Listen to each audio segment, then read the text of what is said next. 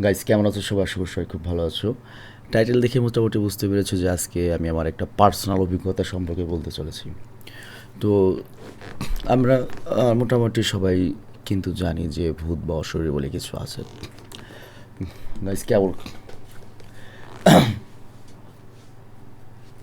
Guys কেমন আছো সবাই? আশা করি সবাই খুব ভালো আছো। This is me. তো আমি আলামিন। তো যাই হোক, টাইটেল দেখে মোটামুটি বুঝতে পারছো যে আজকে আমি কী নিয়ে আলোচনা করবো। আমি একেবারে আমার যে ব্যক্তিগত অভিজ্ঞতা, মোটেও অতিরঞ্জিত কিছু বলবো না। একবার আমার সাথে যা হয়েছে সেটা আমি জাস্ট শেয়ার করব। তো অ্যাকচুয়ালি হয়েছে কি, মানে মাঝখানে এমন একটা টাইম গেছে আমার 2023-এর প্রথম থেকে। আমি রাত্রে যখন শুতাম, শোয়ার কিছুক্ষণের পরেই আমি দেখতাম যে কোন একটা এন্টিটি আসলো, আসার পরে আমার মুখ চেপে ধরতো। মুখ চেপে ধরতো, দম ছাড়তে খুব অস্বাভাবিক লাগতো। তো বৈজ্ঞানিক ভাষায় এটাকে বলা হচ্ছে স্লিপ প্যারালাইসিস। তাছাড়া আবার আমি মুভি টুভি এক্সপ্লেন করি, তো বিভিন্ন হরর সিনেমা, ভূত টুত, তো আমার কাছে মনে হতো যে নর্মাল ব্যাপার। তো আস্তে আস্তে এটা বাড়তে থাকে, এবং প্রথম দিকে স্বপ্নগুলো ছিল অনেকটা এরকম: আমি জঙ্গলে কোথাও চলে গেছি, পানিতে ডুবে যাচ্ছে বা এরকম একটা কিছু, বা জঙ্গল থেকে আমাকে দৌড়ানি দিচ্ছে এরকম। কিন্তু আস্তে আস্তে সময়ের সাথে সাথে স্বপ্নগুলো চেঞ্জ হতে থাকে। মানে স্পেশালি মনে করো যে তোমার 2024 সালের প্রথম দিকে স্বপ্নগুলো দ্বারা এরকম: আমি আমার বিছানায় শুয়ে আছি, ধরো আমি এইভাবে ঘুমাইছি, এইভাবে ঘুমাইলে আমি সামনে যা দেখতাম আমি সব তাই দেখতে পাচ্ছি। একজন আসলো, চেহারা দেখা যায় না, কালো টাইপের বা কোনো একটা চেহারা বোঝা যায় না, কিন্তু দেখলে অনেক ভয় করে। আমি এমন একটা অবস্থায় আসতেছে, আমি দেখতেছি কিন্তু কিছু করার নাই, এসে মুখ চেপে ধরলো। আমি নর্মালি এটাকে নিতাম মানে ওই রকম স্লিপ প্যারালাইসিস, হয়তো আমার কোনো খাদ্যের ঘাটতি, মানে পুষ্টির ঘাটতি, বা অতিরিক্ত রাত জাগা এরকম। কিন্তু দিনে ঘুমালে এটা হতো না, শুধুমাত্র রাতে যদি আমি ওই যে দেখা যায় ট্রিক্সল নামে একটা মেডিসিন খেতাম এক সময়, ওটা ঘুমের ওষুধ না, ওটা হচ্ছে ব্রেন ঠান্ডা করার। ওইটা খাওয়ার পরে ওটা খেতে হয় তোমার সকালে আর দুপুরে। খাওয়ার পরে রাত্রে ঘুম আসতো, মোবাইল টোবাইল যদি দূর রাখতাম। ওই রাতে যেদিন ঘুমাতাম সেদিনই এই প্রবলেমটা হতো। তো একটা পর্যায়ে মানে এমন একটা সিচুয়েশন, তুমি রিয়েল লাইফে যত সাহসী, যত ক্ষমতাধর, মানে পুতিন বা ডোনাল্ড ট্রাম্প, আমেরিকার রাশিয়ার প্রেসিডেন্ট, 5,000 6,000 পারমাণবিক বোম আছে, তারাও যদি ঘুমায়, ওই ঘুমের জগতে ওরা কিন্তু টোটাল একা এবং মানে নিরীহ, অসহায়, ওইখানে কিছু করার নাই। তো ওই জায়গাটা মানে এত ডেঞ্জারাস, আস্তে আস্তে কন্টিনিউয়াসলি হতে থাকলো। আমি তেমন কেয়ার করলাম না।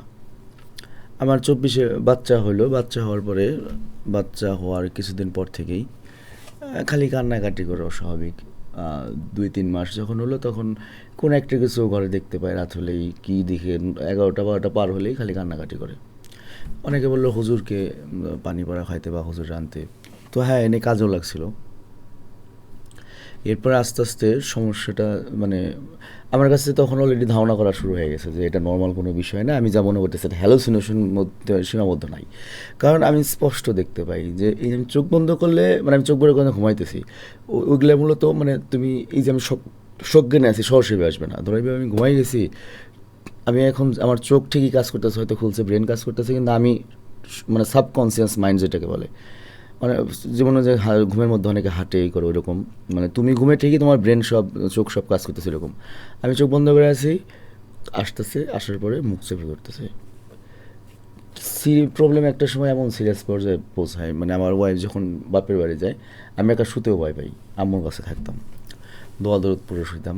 মাঝে মাঝে কাজ হইতো, মাঝে মাঝে হইতো না। তারপর এই যন্ত্রটা এত পর্যায়ে যায় যে আমি পাগল হয়ে যাই। কীরকম পাগল হই, একটা টাইম আসে যখন আমার বউর আমার ভালো লাগে না। আমার বউরের উপর টোটাল আমার দেখলেই বিরক্ত লাগে। আমার আম্মুরে দেখলেও আমার বিরক্ত লাগে। আমি কিন্তু অ্যাকচুয়ালি আমার ফ্যামিলিকে অনেক ভালোবাসি। টোটাল আমার ক্যারেক্টারটা আস্তে আস্তে চেঞ্জ হয়ে গেল। আমার আম্মুরে দেখলে বিরক্ত লাগে, ভাইরে আমি সহ্য করতে পারতেছি না, বোনরে কথায় কথায় খালি রাগ করতেছি। মানে আমার ব্রেনটাই মনে করে স্যান মেজাজ হয়ে গেছে, কাউরে ভালো লাগে না, কাউরে বিশ্বাস হয় না, সবারই সন্দেহ করে ধরছে। কী যে ডেঞ্জারাস অবস্থা, সবাইটাই সন্দেহ করতেছে। আমার হুদায় হতাশ লাগে যে আমার লাইফ শেষ, আমি শেষ হয়ে যাম, এইটা ওইটা। মাঝখানে যে লাইফটা 2024-এর যে ফুল লাইফটা এত ডেঞ্জারাস দিয়েছে আমার, টু ডেঞ্জারাস। মানে তুমি, আমি সব কিছু বিস্তারিত বলতে পারতেছি না যে কোন পর্যায়ে গেছে। তো এইরকম একটা সিচুয়েশনে তখন লাস্ট একদিন হলো কি, আমি মানে এরকম তো কন্টিনিউ চলছে তোমার মোটামুটি 1.5 বছর ধরে আমার সমস্যা হচ্ছে। প্রথম 6 মাস 8 মাস তোমার নর্মাল, তো আমি মনে করছি নর্মাল অবশ্য, কিন্তু এরপর আমি বুঝতেছি যে প্রবলেম। এবং আমার অবস্থা দেখে আমার ফ্যামিলি তো মনে করো খুব টেনশনে পড়ে গেছে যে এরকম হয়ে গেছে কেন, এমনি কেন। কিন্তু আমার কাছে মনে হচ্ছে আমি তো ঠিকই আছি, এই সমস্যার জন্য এই সমস্যা। মানে প্রত্যেকটা জায়গায় আমি সমস্যা খুঁজে পাই। মানে আমার কাছে মনে হচ্ছে আমি ঠিক, যা করতেছি সব ঠিক। তো আমার ওয়াইফ করলো কি, এর মাঝে তোমার অনলাইনে তোমার অনেকেই থাকে, ফেসবুকের পেজ থাকে যারা এই ধরনের চিকিৎসাগুলো করে আর কি, বা মানে অনেকে কথা আছে না, চালান দেয় বা অমুক তমুক করে। তো চিকিৎসা উনি ও দেখার পরে ওখানে 500 টাকা ভিজিট চাইছে, 2টা জায়গায় নক করছে। সেম একই কথা বলছে যে না, ওর পেছনে তো সমস্যা, ওর তো পিছনে উদ্দেশ্য প্রণোদিতভাবে জিন লাগাই দেওয়া হয়েছে। এবং এমন একটা পর্যায়ে যাবে, ওরকম কিছু বলে নাই, যে ও খালি বলছে যে আমার হাজব্যান্ড এইটা এরকম। তো এগুলো আবার কবিরাজ দেওয়ার কিছু ব্যাপার আছে, ওরা কিছু কমন কথা বলে সবাই। তো যাই হোক, এখানেও বলছে যে না, ওর যে প্রবলেম, ও আসলে ঠিক থাকতে চায়, বাট ও ঠিক থাকতে চাইলেও পারবে না, ওর পক্ষে ঠিক হওয়া সম্ভব না। ও মানুষ বলে কিন্তু ভালো মানুষ থাকতে পারবে না। ও এত খারাপ নিম্ন পর্যায়ে নেমে যাবে একটা সময়, হয়তো ওর হাতে তুমি তুমি মরবো, মানে আমার ওয়াইফ এবং তোমার সন্তান, তোমরা দুজনের হাতে মরতে পারো। সিরিয়াসলি তাহলে বুঝতেছো আমি মেন্টালি কোন স্টেটে চলে গেছিলাম। বাইরের জগতে বেরোইতেছি তো খুব ভদ্রমতো, মানে চশমা পরে ক্ল্যাপ করে বেরোতেছি, কত ভদ্র মনে হতেছে, বাট ওই সময় এটা যে আমার গেছে কীভাবে, আমার কাছে কিন্তু অলওয়েজ মনে হচ্ছে, আমার কাছে অলওয়েজ মনে হচ্ছে যে আমি রাইট বা এরকম একটা কিছু। তারপরে আমি তো এটাও কেয়ার করলাম না, এগুলো এমনি নাকি। তারপরে কী হলো, আরেক দিন হলো, তার মানে আরেক দিন আসলো, আমি আমার ধরো এটা বিছানা, আমার মাথাটা এইখানে, আমি বিছানার কোনায় শুয়েছি, আমার এই যে ধরো এটা কোনা, এই কোনায় মাথাতে শুয়েছি এইভাবে। তো আমি দেখলাম আমার কাছে আসলো, একটা পার্সন আসলো, আমি দেখতেছি কিন্তু আমি কিছু করতে পারতেছি না।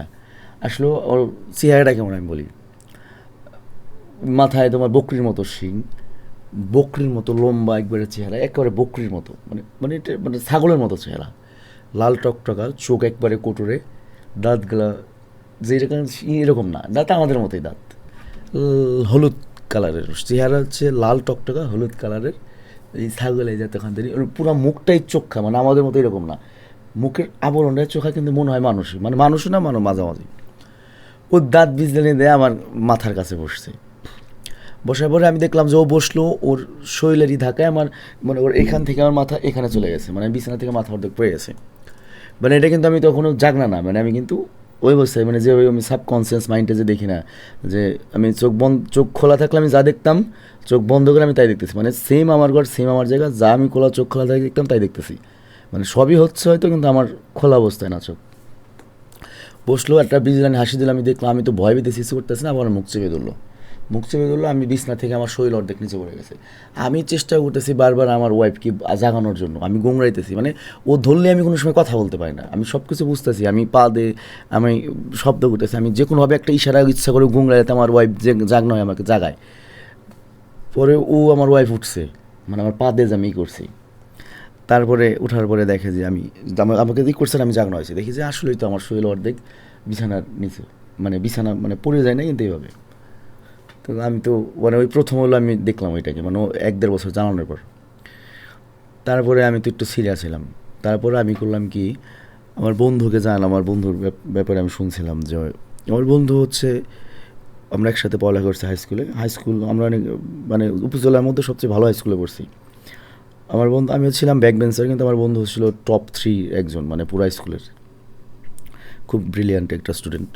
তো শখের বসে আর কি কিছু শিখছে।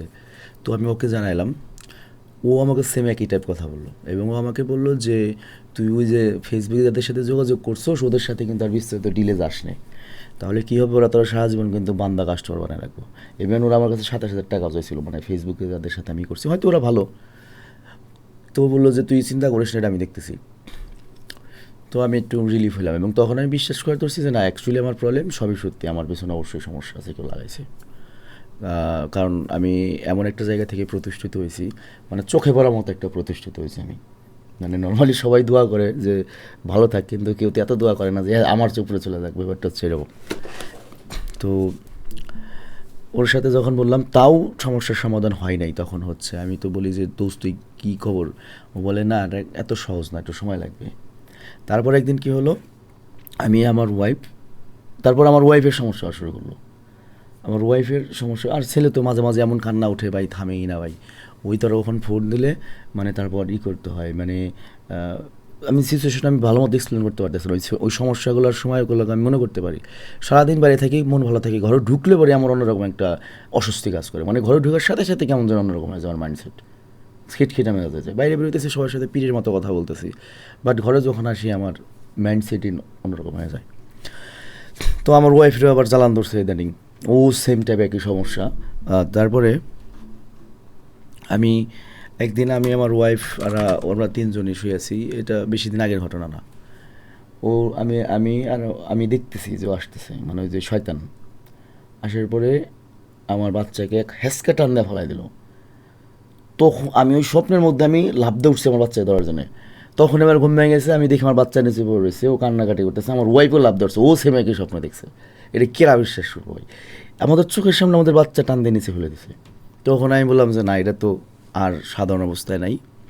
আমার বন্ধুরে বললাম তোর যেভাবে আসতে হবে। আসলো, আসার পরে যাই হোক ও অবশ্যই কিছু জানে, যার জন্য গত মানে কয়েক মাস কোনো ধরনের প্রবলেম নাই, মানে কোনো ধরনের প্রবলেম নাই, একবারও হয় নাই, নট এ সিঙ্গেল টাইম আমি সমস্যা ফেস করি নাই। এটা নট, এটা মানে আমার, আমি যথেষ্ট মডার্ন। অনেকে বলতে পারে যে এটা কী বলে আবল তাবল, আমি যথেষ্ট মডার্ন, আমি যথেষ্ট মানে টেকনোলজিতে এগিয়ে, মানে যথেষ্ট আমি স্মার্ট, কিন্তু আমি লাইফে যদি এটা ফেস না করতাম তাহলে আমি এই অভিজ্ঞতাটা অর্জন করতে পারতাম না। খুব ডেঞ্জারাস জিনিস এটা, খুব ডেঞ্জারাস। এরপর থেকে ওই ওই ঘটনার পরে আরেকবার হইতে লাগছিল। আমি দেখতে পাচ্ছি যে ও কালো একটা জিনিস, মানে ব্যাপারটা আগে যে শরীর নষ্ট তোমরা না, এই ঘরটায় আমি শুয়েছিলাম কেবিনে একা, মানে ওই সমস্যা অনেক দিন হয় না, এখানে আমি শুয়েছি। শোয়ার পরে দেখলাম যে কালো একটা ধোঁয়া আসলো, ওটা আস্তে আস্তে বড় হচ্ছে, বড় হয়, ছোটো হয়। আমি দেখে ওরা মানে এমন একটা সিস্টেম, ওরে মুখ মুখ চেপে দিলে যেরকম ঘুমরাই আমি কিন্তু সেন্স থাকে, এরকম একটা আবার সেন্স থাকে, ও যতবারই মুখ আমার সেন্স থাকে, আমি সব কাজ করতেছে। আমি বুঝতেছি আমার ওয়াইফ ওই জায়গায়, আমার ওরে জাস্ট একটু জাগনা করা দরকার, আমি ইচ্ছে করে ঘুমগানের শব্দ করি যাতে আমার জাগায়। আমি তখন করলে ইচ্ছা করতে আমি ঘুমরাইতে রাখলাম অনেক বড় করে, আর খালি রাগ হয়, মানে এরকম রাগ হইতেছে, ওরা ওরা জাগনা হয় না কেন, আমার ওয়াইফ কেন জাগনা হয়, আমার জাগনা করতেছে না। জাগনা হলে আমি বেঁচে যাবো, আমি জানি যে আমি জাগনা থাকলেও পারবো না। পরে আমি ঘুমাইতে ঘুমাইতে আমার আম্মু দৌড় দিয়ে আসছে, আম্মু এসে পরে জাগনা করছে, আমার ওয়াইফ জাগনাই হয় নাই, আরেক করেছিল। তো ওইটা আমার লাস্ট এক্সপিরিয়েন্স। তারপর ওই মানে ওইটাই লাস্ট এক্সপিরিয়েন্স, ওই যে আসতে চাইলেও হলো না ওইরকম একটা কিছু। তারপর থেকে আমার একবারও হয় নাই, এবং আমি এখন পুরোপুরি ঠিক আছে, আমি আমার কাছে আছি। ইভেন আজকেও আমি একা শুবো, এই ঘরেই শুবো। আমার বাড়িতে গেস্ট আসছে, আমার আম্মু আর আমার ওয়াইফ একসাথে শুয়েছে, আমি এখানে শুবো আর কি। তো এইটা বলার কারণটা কি, আমি মানে বাংলাদেশি মানুষের যে মাইন্ডসেটের প্রবলেম, আমি আমার জায়গা থেকে আমার কত কষ্ট করে আমি প্রতিষ্ঠিত হয়েছি, আমি কারো কোনো ক্ষতি করি নাই, আমার এলাকার আমি কারো কোনো ক্ষতি করি নাই, এবং আমি মানুষ হিসেবে খুবই সলিড, খুবই খুবই সলিড মানুষ। আমি অন্যায় অন্যায় যদি আমার মায়ও করে, আমি মায়ের সাপোর্ট নেই না। আমি ইভেন আমাদের এলাকাও হয়তো জমি জমার প্রবলেম আছে, কিন্তু দেখা যায় আমার বংশের মানুষের সাথে আরেকজনের জমি জমার প্রবলেম, যদি ওই প্রতিপক্ষ লোক যদি লিগ্যাল হয়, আমি তার পক্ষে কথা বলবো। এটা আমার এলাকায় খোঁজ নিলে আপনি জানতে পারবেন। তো আমি নর্মালি কারো কোনো ক্ষতি করি না, কিন্তু আমার রাগ বেশি, অনেক রাগ বেশি, কিন্তু সবার সাথে আমি রাগারাগি করি না। যারা পাজি মানুষ তাদের সাথে আমার সমস্যা হয়, ভালো মানুষের সাথে আমার সমস্যা হয় না। তো যাই হোক, সেটা বড় কথা না। তো এখানে আমি একটা প্রতিষ্ঠিত লোক হয়েছি, তো এটাও আমার একটা অবরোধ হয়ে গেছে, মানে ওরা শেষ করে ফেলাই দেব, তাদের ক্ষমতা যতটুকু আছে। কেউ তো আমার এলাকারই তো কেউ করছে এটা। এটা আরেকটা ব্যাপার হচ্ছে, এটা এমন একটা ভিডিও আপলোড করতেছি, অনেকে এটা সবাই এখন কনফিউশনে ভুগবে, অনেকের কাছে মনে হচ্ছে যে আমাকে ইন্ডিকেট করে বলতেছে কিনা। আমি আমার বংশের কারো ইন্ডিকেট করে বলতেছি না, এবং আমি এটার সন্দেহ করি না যে আমার ইভেন আমার বংশের অনেকে এই কথা, আমার চাচাতো ভাই, তারপরে অনেকে আমি শেয়ার করছি, আমি প্রায় ফেসবুকে আমি পোস্ট দিতাম এই ধরনের জিনিসগুলো কয়েক মাস আগেও, তারা সবাই আমাকে ভালো পরামর্শ দিয়েছে, ভালোই করছে। তবে এবং আমার তো কেউ একজন তো অবশ্যই আমার গ্রামের কেউ একজন এই কাজটা করছে, কিন্তু সে যে কাজ করছে আমার জানা মতো আমি তাদের বা কারো কোনো ক্ষতি করি না। আমি এই গ্রামে প্রতিষ্ঠিত হওয়ার পরে আমি সর্বোচ্চ চেষ্টা করছি যতটুকু মানুষকে হেল্প করা যায়, বা আমার যতটুকু আওতা আছে। ইভেন আমার কোরবানিটা আমি আমার বাড়িতে দিইনি, নিছি কই একবারে যাতে সবার একসাথে আনন্দ ভোগ করতে পারে, মানে আমার মাইন্ডসেটটা পুরো অন্যরকম। কিন্তু এই যে উইদাউট এনি রিজন, মানে কিলে হাস্যকর ব্যাপার না, এগুলোকে বিশ্বাস করবো 1.5-2 বছর আমি ভুগলাম। ইভেন ভবিষ্যতে তো আরও ভুগতে পারি, আরও বড়, আরও ভালো মতো প্ল্যান মাফিক কিছু করতে পারি। কীরকম একটা মাইন্ডসেট চিন্তা করেন যে ওরে শেষ করে ফেলাইতে বা আমার হাতে আমার ওয়াইফ মিলে পুরো ফ্যামিলিটা ধ্বংস হবে। এরকম আমি কয়েকবার স্বপ্নে দেখছি, আমি আমার ফেসবুক খুঁজলে পাবেন যে এরকম একটা স্বপ্নে দেখছি আমি, আমার বাড়ির সবাই পইচা মারা গেছে, লাস্ট বিছানায় আমি জীবিত আছি। তখন সুমন ভাই আমার সাথে কাজ করে, সুমন ভাই তখন একটা কবিরাজ নিয়ে আসছে, সে বলতেছে যে তগ ওপর তো কুফুরি করা হয়েছিল রে। আমি এটা পোস্ট করছি ফেসবুকে, অনেক আগে পোস্ট করছিলাম। সিরিয়াসলি দেশের মানুষের মাইন্ডসেট কত খারাপ, এবং এগুলো কিন্তু বড় বড় ভালো ভালো মানুষ করে না। এই যারা সমাজে অলরেডি এগিয়ে আছে তাদের আসলে আমাকে নিয়ে, যারা অলরেডি ডাইনামিক, যারা লাইফে সফল, তারা আরেকজন সফল ব্যক্তিকে নিয়ে ভাবার সময় নাই। সে জানে আমার এটা করলে আমি সফল হবো, আমাকে ওইটা করতে হবে। কিন্তু মোস্ট অফ দ্য পার্সন যারা থাকে লাইফে ব্যর্থ বা মনে করেন কিছু করতে পারতেছে না বা হিংসা এগোতে পারে নাই, তাদের হলো কোনো কাজ নাই, তারাই মূলত ওই যে আরেকজনকে আটকানোর জন্যই করে। আমি এখানে পার্সোনালভাবে আমি কারো সন্দেহ করে পারি না, একবারে আল্লাহর কসম। আমি যে কারো সন্দেহ করি ইন পার্সন, এইটাও আমি করি না। যে কেউ করতে পারি, এটা একটা ব্যাপার। তো আমি আর আমার বন্ধুরা তো জিজ্ঞেস করি নি, আর তারা আমার বন্ধু, ওর এটা একটা সত্যি কথা, মানে অ্যাকচুয়ালি মানে ওর কাছ থেকে যে আমি এরকম একটা উপকার পাবো, আমি যখন প্রথম গেছি তখন আমার কাছে এতখানি বিশ্বাস হয় না যে ও পারবে কি না। কিন্তু এখন আমি যখন ভাবি যে না, কয়েকটা মাস, মানে একবারও তো এরকম একটা সমস্যা না আমার যদি অসুখী হয়ে থাকে, স্লিপ প্যারালাইসিস, তো একবারও হলো না স্লিপ প্যারালাইসিস। অথচ ওই স্লিপ প্যারালাইসিস, ওই ধর না বলতে বলে স্বপ্ন, ওই ধর না বলতে বলে আমার মনে হয় মাইন্ডসেটটাই পুরো চেঞ্জ করে ফেলছিল, পাগল হয়ে গেছিলাম টোটাল আমি। আরেকটা জিনিস দেখাই, ChatGPT জিজ্ঞাসি যে জিন আছে কিনা। এখন ইসলামিক ধর্মের কাছে জিন আছে, আগুনের তৈরি। আর বৈজ্ঞানিক দৃষ্টিকোণ থেকে ঘুমের মধ্যে পক্ষাঘাত, মানে স্লিপ প্যারালাইসিস, যে ঘুমের সময় মুখ আটকে ধরে, হ্যালোসিনেশন হয়, ভ্রম, মানসিক রোগ হয়। হ্যাঁ, এটাও মিলছে যে বিজ্ঞান বলে যে সাইকোলজিক্যাল বিভ্রান্তি বা মানসিক বিভ্রান্তি। কিন্তু এখানে আরেকটা কয়েকটা জিনিসে মিলাই।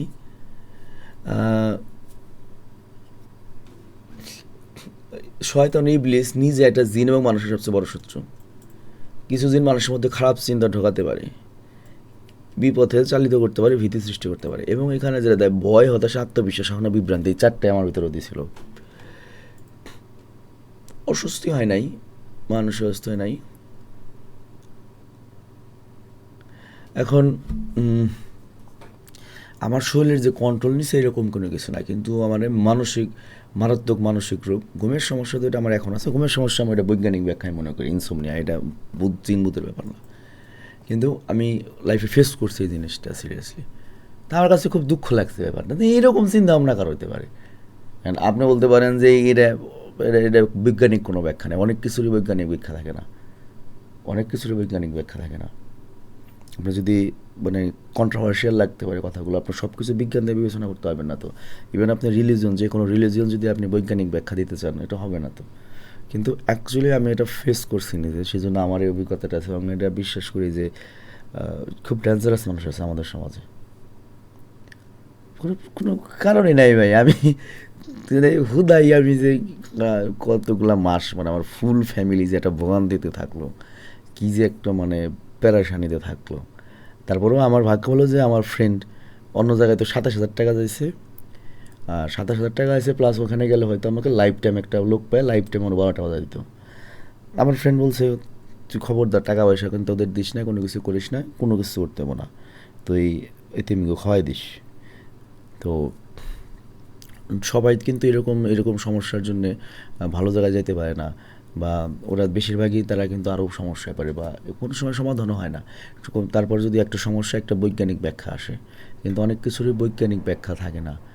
আর আমার কাছে এটার কোনো বৈজ্ঞানিক ব্যাখ্যা নেই, কিন্তু আমি নিজে ভিকটিম, এই জন্য আমি বিশ্বাস করি যে অবশ্যই জিনও আছে, এবং মানুষ জিনের স্তরে বেশি ডেঞ্জারাস। কারণ ওই জিন বা কোনো কিছু যদি আমার কাছে আসে, ওটা একা আসে নাই তো, কেউ পাঠিয়েছিল। কারণ আমি মনে করতে পারি না কার এত ক্ষতি করছিলাম আমি। তো যাই হোক, আল্লাহর কাছে আদার শুক্রিয়া, আল্লাহকে তো অবশ্যই ধন্যবাদ, প্লাস আমার ওই ফ্রেন্ডকেও ধন্যবাদ যে এই বিপদটা থেকে আমি উদ্ধার পাইছি। এবং আমার ওই ফ্রেন্ডের কাছ থেকে আমারও অনেক ফ্রেন্ডরা উদ্ধার পাইছে। আমি দোয়া করি আল্লাহকে দীর্ঘায়ু করুক, ওর নেখায়ের দিক এবং মনের বাসনা পূর্ণ করুক, ও আরও বড় হোক, এটুকুই। আর আমার জন্য তোমরা সবাই দোয়া করো। কী কম, যে বললাম না, যত বড় পাওয়ারফুল লোকই হোক, ঘুমের মধ্যে কোনো পাওয়ার কাজ করে না। দেখ, আল্লাহ হাফিজ, বাই।